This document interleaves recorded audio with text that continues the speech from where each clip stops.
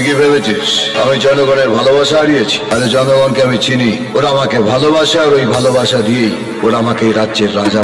इस इलाके का एक ही टाइगर है, जब वो आता है छा जाता है।